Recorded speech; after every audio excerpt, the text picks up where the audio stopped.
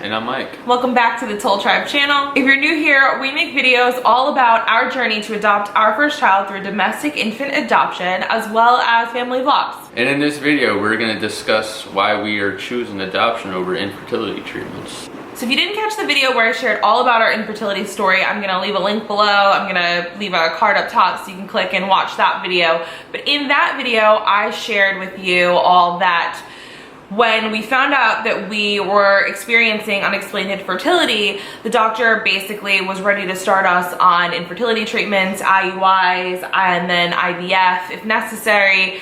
And we took some time to think about it, and we decided to not even go down that path.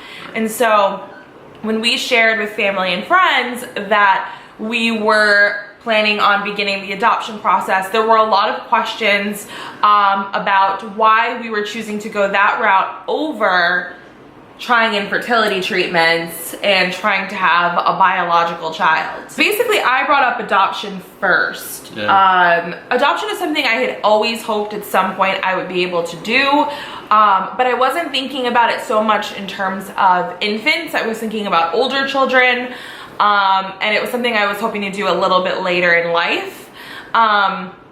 But then once we realized that we were having these infertility issues, I really thought about it, and it kind of just weighed on my heart, and I was just like, this is the way to go. But I knew that I wanted to experience being a parent to an infant, to a baby. I wanted to experience that stage of life. Right. So we looked into domestic infant adoption.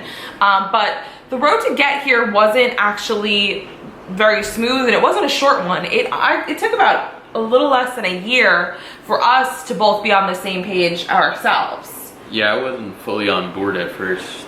Yeah, it took, no, I don't want to say convincing because that's not the right word. You can't like convince somebody. It's not that you were against adopting a child. No, I wasn't against it, but I just wasn't ready to give up on the ideal of having a biological child. Right, and so for me, the two were very separate. And then after talking more with each other and discussing it and explaining, our feelings and just communicating properly, I think we both came to realize that they're two very separate things. And what I mean by that is, adoption is not a solution to infertility. The two are totally separate. Adoption is a solution to wanting to parent. So when you are somebody who suffers from infertility, that is something that you have to deal with. That's a whole healing process that you have to go through on your own before I would even suggest getting into the adoption process, because that's a whole other, that's emotionally trying as well, but in a whole different way. So one is not a solution for the other. So for me, saying I wanted to look into adoption was not me closing the door on having a biological child so much as it was me saying I'm ready to be a parent now, and I don't feel prepared to go through infertility treatments, and I'll get to that in a minute. But I wasn't willing to wait to become a parent until I felt prepared to go through infertility treatments. Right. So I think once we discussed that, this wasn't us closing the door on having a biological child, it was just us opening the door to becoming parents. So now I want to get into what I meant by I didn't feel ready for infertility treatments. Right. So when you decide that you want to conceive a child and you want to grow your family, you picture in your mind a very specific way of how you want that to happen.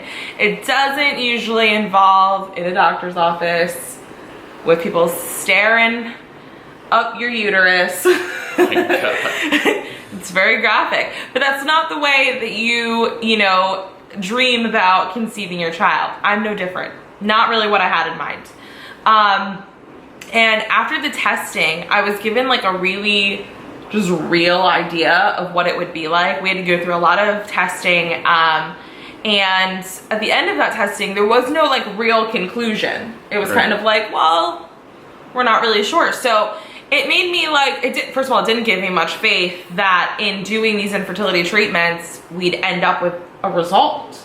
Right. And there is no guarantee either. You could do all of this and still not end up pregnant. Or you can end up pregnant and it could sadly end in a loss, a miscarriage, or something else. And after 3 years That's actually 3 years now, but at the time it was 2 and change. After 2.5 or whatever years of infertility, I just was like beaten down. Like I wasn't mentally strong enough. I didn't feel physically strong enough. After doing the Clomid, I dealt with those crazy mood swings. I knew I would have to be back on medications and back on different hormones. Right. And there were gonna be shots. And this one was like, I can't give you a shot. And I was like, I can't give me a shot. Yeah, I wouldn't give you a shot.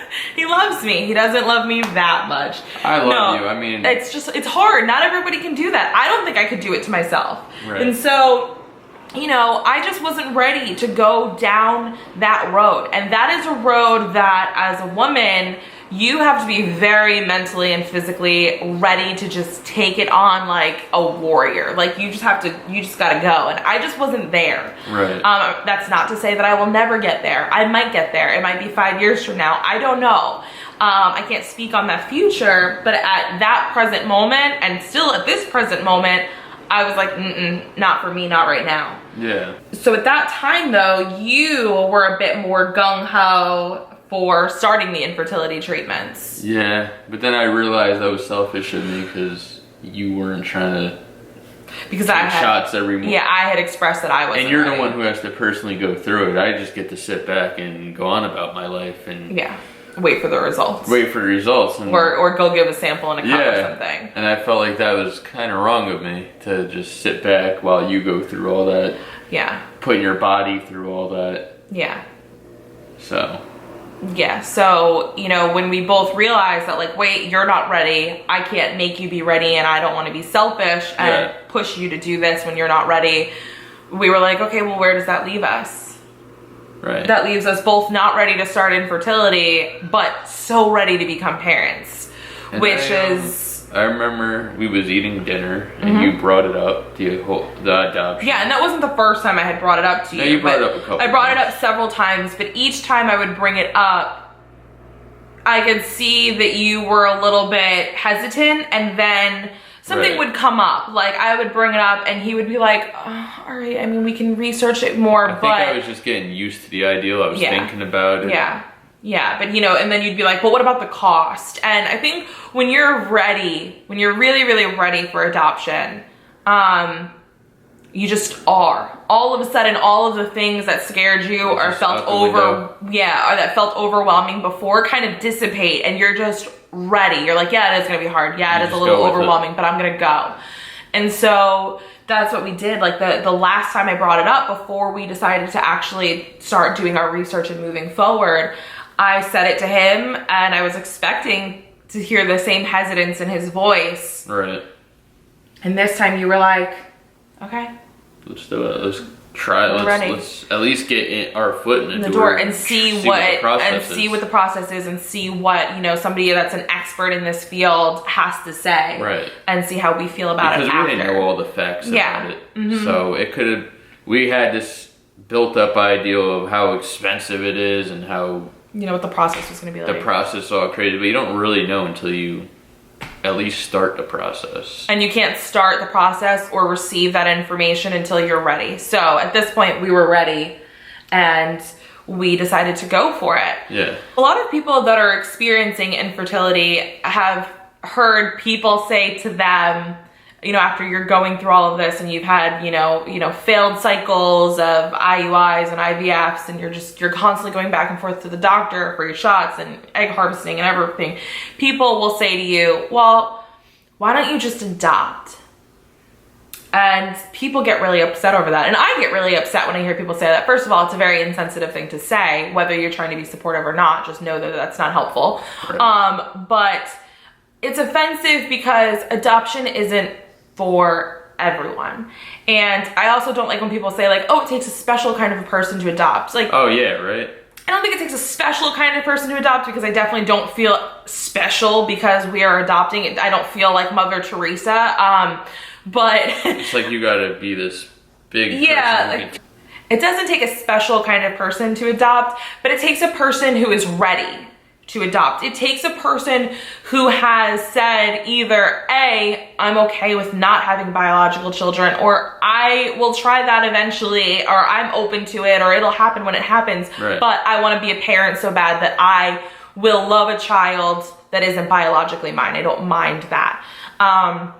And so it isn't right to say it to somebody who isn't ready, who hasn't healed from their infertility yet, because they're still in pain, and just tossing out infertility like it's not a big deal, right. and saying like, well, you could just adopt, because it's not the same thing.